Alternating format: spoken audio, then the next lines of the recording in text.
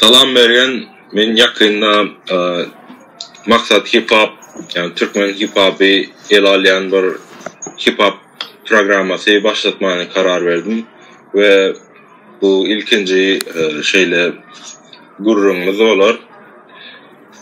Kısaca özünü tanıştırıp bilersin mi? Salam Devran, ben Mergen, Türkmen, Wave Music'in azası, Wave Music kanalının azası. Wave Music'i nahili ayıp bilersin, nahili platforma mı? Ya başka orada atmayı. Wave Music kanal diyeli, kanal Eastpak label'ının döreden bir entertainment kanalı da entertainment'da o YouTube'da esasen köplönç hip hop pop pop'um takoy urban pop yani önkü poplardan da ütköşük pop ya da R&B tapağı diyor şu stiller ütköşük aydım bolsa şol aydımları saylap ya da özümüz yani artistlerle gürleşip çağırıp edip bilecek işlerimizi onlara düşündürüp çağıracağız özümüze alya şu artistleri. Doğru. Siz pop'a ünsveren doktor değil mi? Esas hip hop ünsveren. Pop'a ünsverяз, как оно ütköşük olsa. Hani слишком такой средний pop olmasa da ütköşük, например, как ne diysen. Billie Eilish, он как поп и в то же время урбан, ütköşük stil de Billie Eilish такой. Düşündür. Bilmeyen de hazır alternatif vakan muzikada hem bütün son küçük başlayan aydınlar köpüsü alternatif. Hip hop'a da giren ok, R&B'ye da giren ok. Dünya ütkapar ya, как бы wave'de şuna tolkuna layık gidecek oluyor da şu tolkuna layık gidecek. Tamam. Trap çıktı mesela. Trap az popular oldu. Çok lankıda. Şu stillerde. Sizin mesela siz bir topar varmışsın iş ediyorsunuz orada. Tamam. Eastpak label toparı. Eastpak ne oluyor? Eastpak, East? Mesela Wave Music ve Eastpak. Eastpak ne oluyor? Eastpak ayırıyorsunuz. Eastpak distribütör. Hem distribütörçülüğü eti hem label. Label'a şol Eastpak toparını Gova artist gelse men Eastpak toparında bolasın meyle deyse уже Eastpak toparını alıp biz şunu konkretno как свой артист yani hani PR'na hem adına otido stiline suratlarına tam videolarına ehli edip bilecek zatlarını özümüz 100% üns verip как produkt da чисто produkt yal seredip şuna как бы zat ettiyiz. Öne çıkaracak oluyoruz. Şu artisti. Wave Music Eastpak Distribution alla aydımları distribüt etti. O işte da varşanak. No cover tam video onarmalı olsa audio tam Wave Music için şunu onarıp Wave Music kanalına yükleyip zat edip veriyor. Kendi adına varşanak. Ne açı olan siz? Toparda? 7. Eştirmedik. 7 olan. Doğru. Son Eastpak'ın tarihi nahili Emre'yle eşitleyen yağlı görüyen Eastpak deyip belki köyüneden gelen bir dattır. Matthew vardı o dövrler. Matthew bilen iken bir yadıma düşen o. Ben sever. Son geldim. Son girdim otaya. Atak Narzes vardı, Matthew vardı. Fame vardı. Araz bir kuş sana olan vardı. Pastayan ütkap duruyordu içindeki olanlar. No son devir уже 2009'dan sonra уже stabilne git başladı. Stabilne уже şobur olanlar, şobur yani hiç kim giren yok, hiç kim çıkan yok, şobur olanlar oldu. O ne olan? Eastpak'ın içinde ne olan? Şu vaxt 7 olan. Hip hop dörediyen. 7 olan. Ha hip hop dörediyen 6 olan. 6 olan. Hawa. O şu adam dörediyorlar ha. Hawa. Goy. Olar nereden dinlep bolar? Wave Music'ten. Tam Wave Music'te var ha. Hawa Eastpak playlisti var. Spotify'da var. Platformalarda. Goy. Son siz mesela iş diýäňiz, siz gündöwür tarapda yerleşýän bir adyňyz bar. Gündöwür diýäňiz mesela. Diňe gündöwür mi ýa siz giňişrak pikir edýäňizmi platformaňyzy guraňyzda? Yok, kak. Biz özümüzü simbol da kak bu simbol Eastpak şu tarapdan geldi, şu tarapdan hem hani özünü yattan çıkarmacak olan da pek тоже как этот hayvanların toparı da bir topar.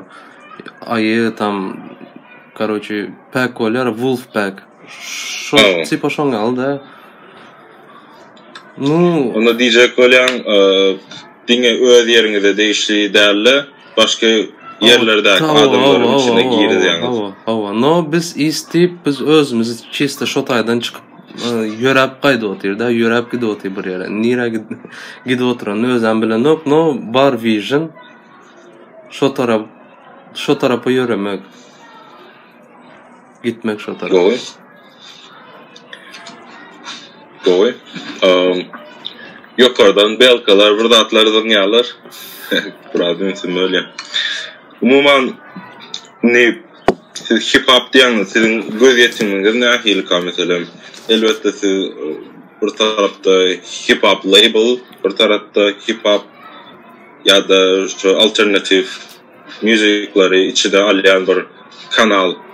Sizin meselem siz oğlanlarınız ile göz yetimiňiz näme kan?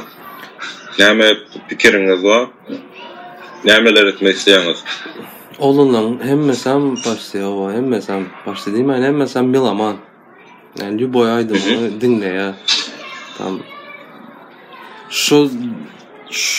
şonu dinlep gelen üçin käbir zatlary bilýär da uje sluh bar. Yani dinleýär, napример, şada öz Türkmenistanda iň üýtgeşik aýdymçy şu wagt. Şoňa gelje aýdymçy ýokmu ka diýip pikir etýän men şo stili bilen hani etýän zady bilen napример köp aýdymçy edip bilen ok da şonu. Sebebi özü otyda oturup oňarýar. Videosuna öz oňarýar otyda.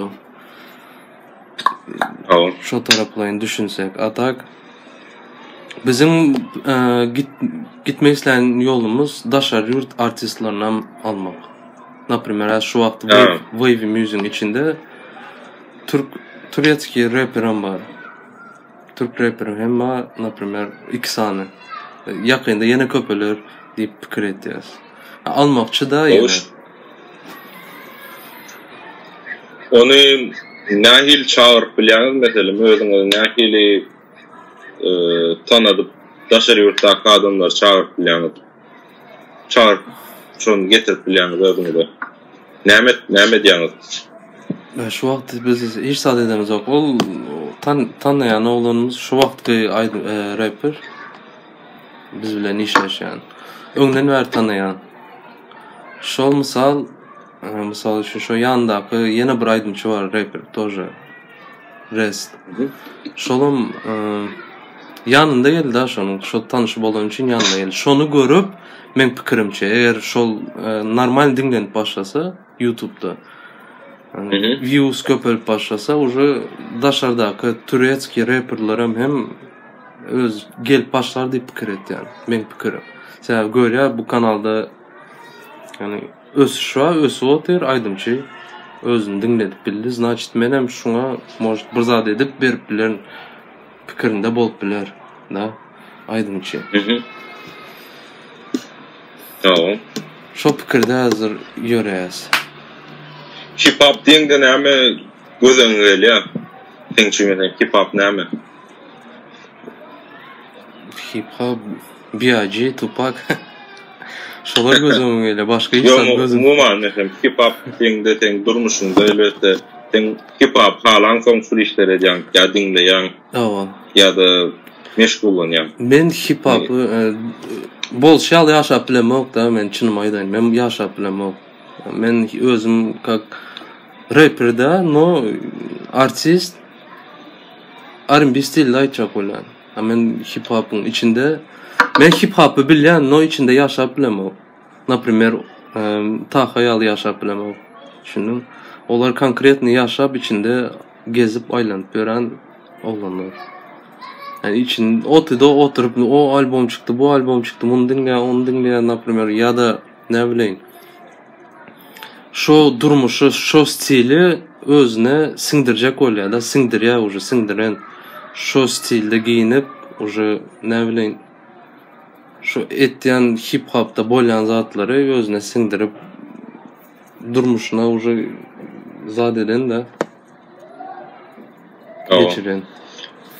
Hip hop diýmezde de diňe bir zat däl, hip hop'un içinde köp zat bar. İçinde dizayn ama içinde tantama köp zat bar. R&B'de hip hop bilen baglanşdy. Bile westler ikisi bilelikde ýokary kaldylar, dünýä ýüzüne ýarady. R&B'nin hip hop bilen baglanşdy. Käwra adamlar diýär hip hop menen bir göz ýetim, beynin içindäki bir diňe rap ýa-da ýazmak däl bir göz ýetim durmuş ýaşaýdy. Palibon. Men şonu ýaly seredýän. Sendäki nähili katol. Stili şol жизненный stilmen halayan da. Artı bolsun, tansy bolsun, ljuboy. Şoň içinde näme bar olsa, men şo zat halayan hip hop'un içinde, şo kulturaň içinde näme bar olsa. Ýöne häzirki zamanyň hip hop'u da öňkü zamanyň.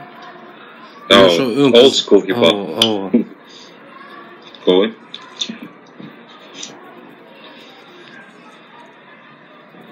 Ne Türkmenistan'da toparlar var, hip hop toparlar var. Olar arada fikiriň nähili?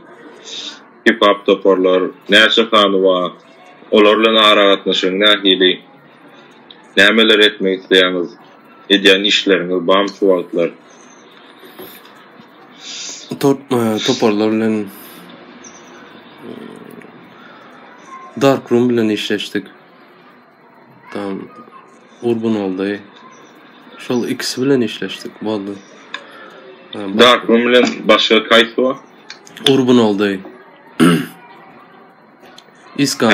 Bu eşitilmedi. Urban oldy, Iskan. Men olan adyny bilemok. Iskany bilýän, ýani gaýdan dedim bilemok. Uat. Urban oldy. Squad. Yo, Urban oldy, Urban. Bilmedim men. Urban. Täze çykan. Urban. Может, täze etdiler onu. Точно bilemok da menem. Awas Squad, по-моему, öňkü menem ýadymda ýok. Doğru. Şu men Türkmen hip hop'tan Türkmen hip hop dinläp ýöremek. Ýolunda şu dinleýän bolmasa ken bilemok. Şu wagtlar kendine dinlemek ýöne soňky döwür dinläp başlajak. Ýa-ni Türkmen hip hop barada program etjek bolsam hemme zady öwrenler bolýan. Kirinçe hip hop'un ösmesi için näme etmeli? Ne şu an Türkmenistan'da hip hop ösü deyip bilmeýär. Freedom olmaly. Ha? Freedom olmaly, freedom. O, yani has açık näme aýdyp biler. Bilmedim da şonu. Sen özüň tap berseň, men şo sözü ulanjak düşündüm. Freedom başka.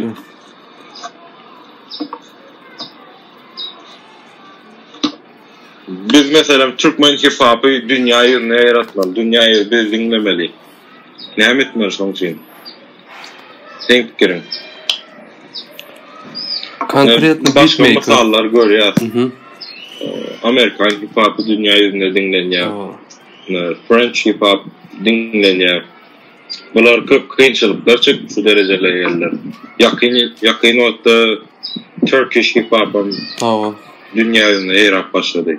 Soňky näçe 2 ýyl, 3 ýyl. Ondan kötünçlik çekýärler. Olar bilýän. Türkmen hip hop öz ýurdunyň içinde bir ýere gelen oňtak dünýä ýüzüne çykmady. Ve bu mümkün fikir edýär. Teňkinçe näme kem? Düşünce, pikir, mentalitet. Fikir. Awa. Sebäbi köp adamyň diýen zadyny düşünip bilmeýärler. Hip hop dinlen wagtda ritma seretýärler. Şu şuňa diýdi, boldy, başga zat ýok. İnmeýärler de içine girmeýärler şu sözüň. Näme üçin şu sözü şu taýda ulandy, näme diýjek boldy. Düşündiňmi? Pikirlenmeýärler de kä wagtlar. Her emsiň ýazyş stili ama käbiri aýlap aýdýar, käbiri gönüme aýdyp Awa. her kimiň ýazyşy mümkin. Awa. Men sen näme napример Taha'nın men 100% uверен, что Türkmenistanda şonu düşünýän adam gaty az. 30% adam düşünýändir, 30%. O da yetse 30%. Hatta köpsi şoň diýen sözlerine de düşünen o başgaça düşünýärler, düşündüm aýdan zadyna. Gönüm anyda düşünjek bolýarlar. Ol aýlap aýtýar da gepi. Ýa, men ýakynda siziň platformaňyzda dinledim onu. Tahan albümüň şeýle bir uzak ýola gidip barýardym, hemmesini birlikde dinledim, bir gezek. Semişka çakanyalı olandır. Ha? Semişka çakanyalı gidenler diýen. Hawa. Men gollayan, mesela Tahada dowam edip dursun, başga olanlara metdim. Hip hop köpelsin, şeýle döretdiňçe has ulolýar, has özgörýär. Elbette men %100 halayan diýip bilmeýän, hiç mümkin. %100 halamagam diýip bilmeýän. Ýöne men gollayan, döretsinler, hasam hip hop näme adamyň durmuşyna täsir edýän bir zat. Sözler var, lirikler var. So, mesela adamın durmuşu bilen dengelýän zatlarda hip hop, ýaşaýyş, hakykatlar gurlayan. Men şu zatlaryň köpelmesini isleýän. Ve has hip hop diýende içinde käwir edepsizliklerim bolýar da. Dogrudan. Sevginçli sözler bolýar. Eger hakykatdan beýningdäkini çykarmak diýen bolsam, sen erwet durmuş ýaşaýan bolsaň, şu erwet durmuşy daşyna çykarýan. Sevgin ýa başga zat edýän. Elbette sevgin ýok bolýar. Ýöne adamyň durmuşyna täsir etjek, adamyň durmuşyny ýitgetjek, göz ýetim berjek zatlar ýazylyp tahsilli zatlaryň köpelmesini isleýän. Şol adam özüni tapmaly şu aýdymda. Dinlen adam özüni tapmaly. Elbette. Şoň üçin ýazylýar. Şoň üçin dinleýän adamlar. Awa, şo dinleýiji de şoň üçin az özüni tapyp bilýär.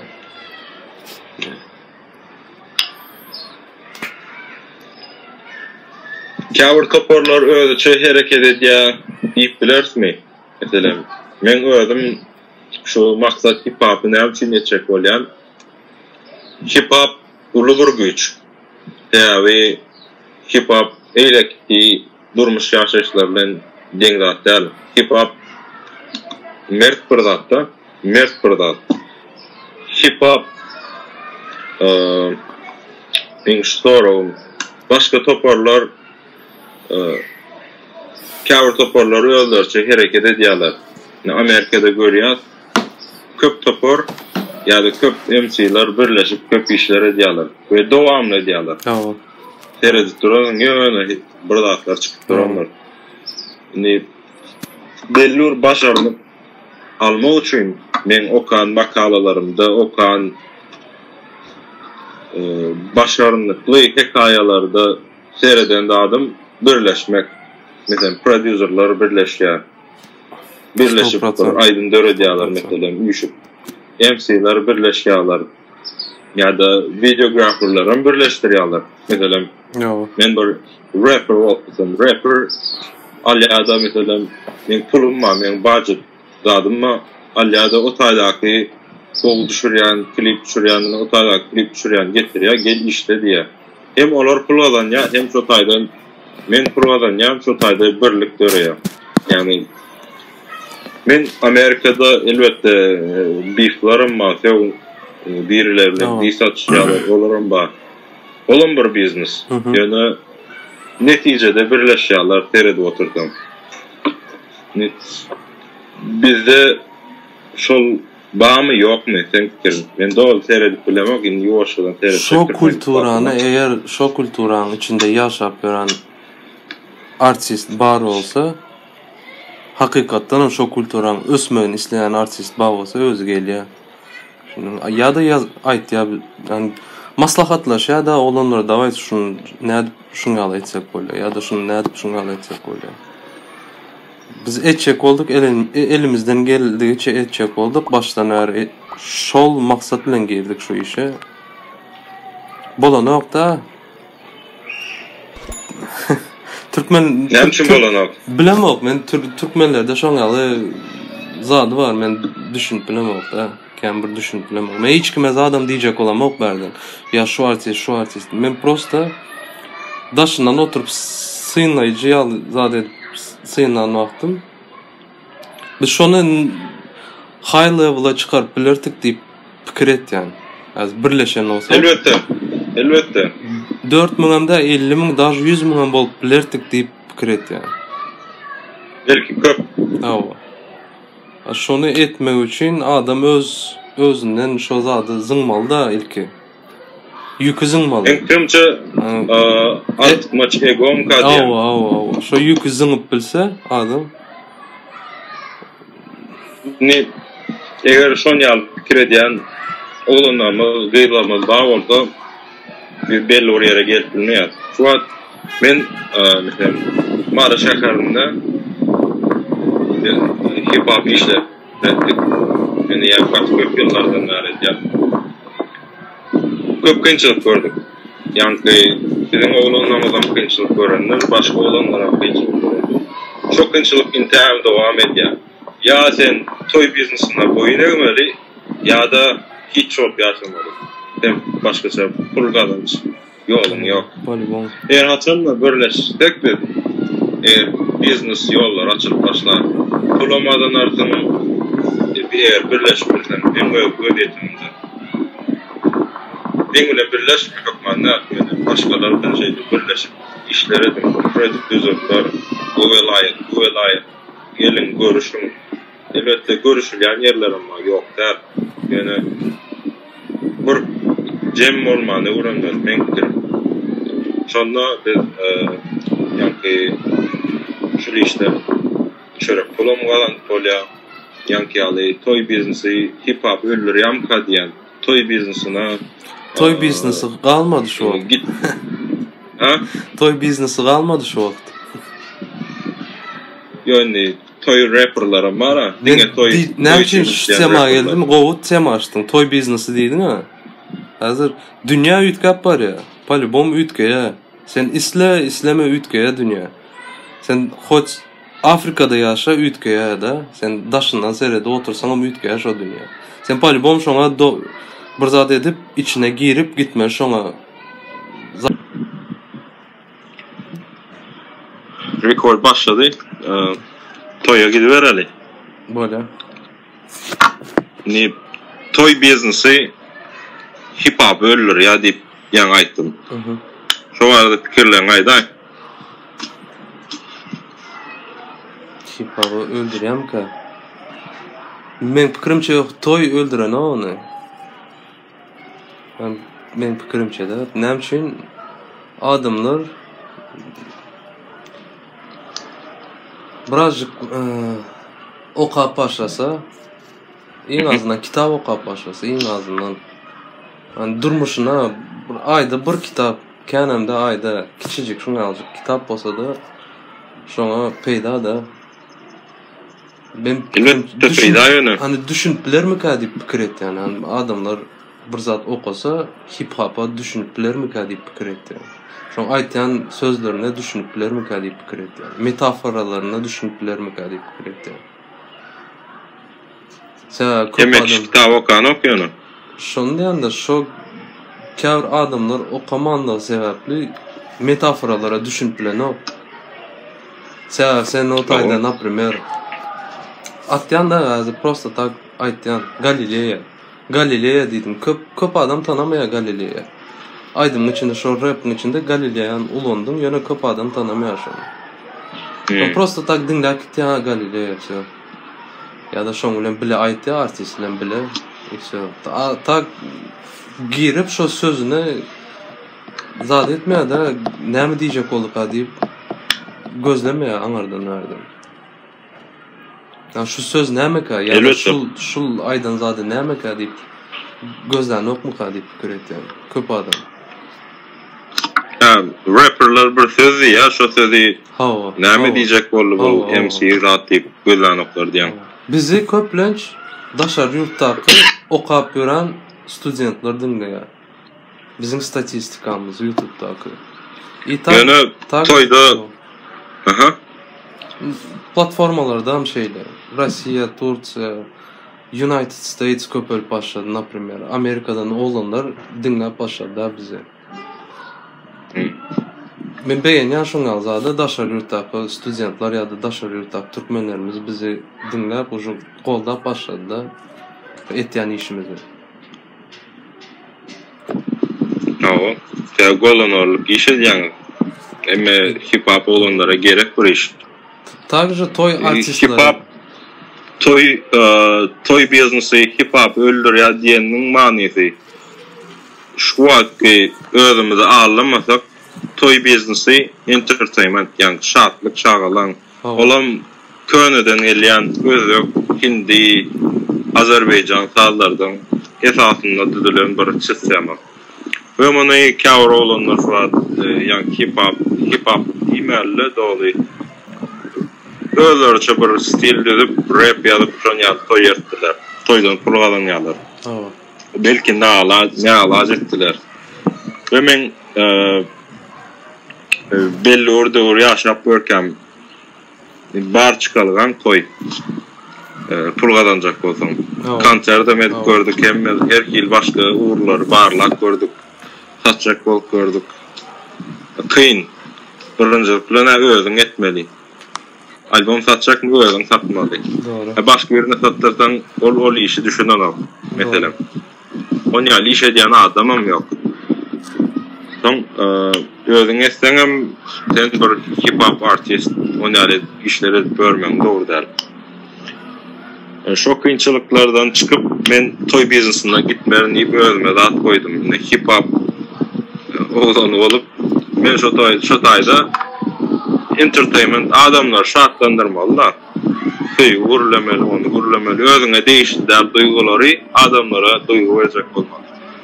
Doğru. Men onu edip bilmezdim meselem. Şondan ölür ýa diýen. Dol hip hop bu taýda ýöredip bolmaýar diýip pikir edýän. O taýdaky adamlaryň beýni başgaça işleýär. Bravo. Şo sebäpli aýtdym. No, hazır adamlar şu diýana döwür ütkep başlady. Uje adamlaryň durmuşyna internet git başlady. İnternetden hem ýerde tap bolanok aýdymlar, например. Belli platformalary bar. Şoňa aýlyk töleýär. Bütün dünýädäki aýdymlar dinläp bilen. Uje disk zat almady. Hazır dünýäde içeride disk satylanok, satlanmalanok adamlar. Hazır album diýen adam almady. Album tak çıkarsa hani знаменитый bir sen uje tanıymalı adam bolmaly da знаменитый bolmaly sen album çıkarmak üçin. Yani album çıkarmak höwes edip dinleýär adam. O например Spotify'da zatda. Atak hazır hemme kim single çıkarýar. Şoň bilen streamingden adamlar ösüp bilýär. İnternetten ösüp bilýär uje. Öňki ýaly gidip toyda çykyş etmeýärler de uje internette streaming bilen özüni tanadyp bilýär, daşar ýurda. Diňe Türkmenistanyň içinde derler. O arada aýdyp berip bilersiňmi meselem? bir yaş olan gözüm gösterir. Bir namitelem bir hip hop olan bir rap yazıyor. Okey. Rap yazıyor ve şundan puladan geliyor. Toyota gider gelen o. Şu Spotify'dan nahil adımlar ulan ya Spotify, YouTube ya da başka nerelerden pul kazanıp şu vakti tääbe dünyada. Nefis şol işe diyemem. Spotify'dan neçe pul kazanıp neçe dinlense. Şolatları bilem. Spotify'dan dinlense tutturdu değil de Braid'ımın tutturdu, konkret mi tutturdu? Dünya demeyin. Например, Turciyada уже dinleyenler karayalı. 1 milyonu, 2 milyonu geçti. O taydan pul kazanmıyor artist. Artist nämeden pul kazanıyor? Özünü tanıt ya, reklam et ya. Reklamasından geliyor. Ya da çıkış et ya bir yerde. Konsert veriyor. Konsertinden kem pul kazanıyor artist. Turciyada da şoň aldı. Spotify'da zaten dinleniyor. Görüyorlar. PR managerlar. Diye bu artist konkretni dinleniyor Spotify'da. Hem kimem halaya dinleyicisi kan, например, diyorlar. Men şonu çağıracak. Onu çağırmak için hem adamlar $10,000 bir konserde pul tölerler. Prosta gelip gidenine 2 saate $10,000 pul alıyor. Käbir artistler Turciyada. Onu klublar veriyor. Doğru değil mi? Şu taydan pul kazanıyorlar. 2 saatte уже normal pul kazanıyor. Ya da arenada çıkış et. O tayda уже konkretni pullar oynuyor. Sen o tayda arena çıkış eden vaxtın sen başka bir yer gelip sen reklama, например, reklama o ya da arenada reklama o söyle sen ondan pul talep et. Ya da YouTube'a sen klip düşen vaxtın sana bir firma gelir menin şul ya da futbolkamı ya da maşinimi reklama edip ver şu klipte deyip gelirler yanına. Şoň alapda pul kazanıyorlar. A streaming ete для özünü tanıtmak için, çiste özünü tanıtmak için. O tayda kan pul garaşmalı da streamingden. Bizim maksat Spotify'dan köp pul garaşmalılar. Yok, Spotify platformalardan da kan pul garaşmalı. Qararsa bolya, когда 1 milyonu geçse. Например, 1000 streaming'e $2 veriyor Spotify. Her platformada ütgeye şoňa göre. Men Spotify bilen kan şu bağlanış kurup bilmedim. Menem özüm yakynda başladım täzeden. Öňkü 7 ýyldan bäri men yok hip hop'un içinde, Türkmen hip hop'un içinde. Dolayı ýerli iş edemok. Yakynda başladım ýöne İngiliz diline ünsverýän. Şu taýda tejribe ýygnap bilsem birazcık dünya ýüzüne çıkıp ondan soň Türkmen dilini içine yerleştirip bilsem diýip pikir edýän. Yani Türkmen hip hop'unu gallyrmak üçin. Ol bir başka taktika. Şoň ýaly. Gurullar boldy. Başka nämeler gurulaş bilersiz? Hip hop arada. Belki yeni devam edersin. Maksat hip hop diýär. Durmuş hip hop. Biz şonu taýlap alypdyr. Sizin durmuşyňyzda hip hop ýetgidipdir. Hip hop bir göz yetim beripdir. Şoň bilen dowam edip aýrylman. Diýip bilersiň, bir hip hop tanıyan taşlap bilmedi diýip bilersiň. Men например işläp ben şu wagt hem işden gelip söýüp da işini söýmeli. Ya da olandan çıkmasını isteyen in ulardığım. Nesip olsun. Mesela Türkiye'de görüntün ünler old school'lar belli or işler ettiler. Türk hip hop'unu belli or yere getirdiler. Son kıtada mesela buradan bu derecelere getirdiler. Ne Türkmen hip hop'una da belli or işler eden olanlarımız var. Yani innikiler has ulu derecele yetirecek funklarım kadiyan. Nesip olsun. Şolara yol vermeli, şolara tecrübelemeli, paylaşmalı. Biz şoların tanıtmalım kakdiyan. Şoların gözlerinde pastayan. Wavy müzik bolu, Eastback label bolu. Şoların gözlerinde pastayan. Uğratyarlar dinleyəz. Zaten yedetyəz. Aytmalı olsa düşündürüp aytyəz. Ne edip?